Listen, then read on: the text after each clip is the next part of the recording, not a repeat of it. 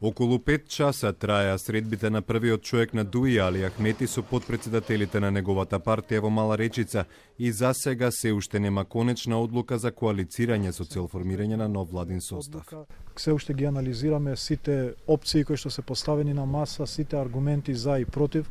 Знаеме за одлуката и важноста на оваа одлука, ситуацијата е деликатна, знаеме дека роковите се кратки, меѓутоа една одлука конечна се уште немаме. Мандатот за формирање на нова влада е во рацете на лидерот на ВМРО ДПМН Никола Груевски, кој има рок до недела да го обезбеди потребното мнозинство од 61 пратеник.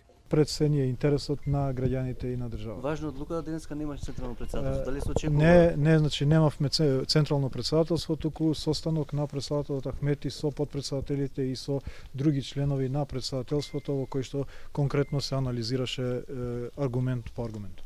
Неофицијално се дознава дека тројца потпредседатели на албанската партија се противат на можноста за коалицирање со ВМРО ДПМН.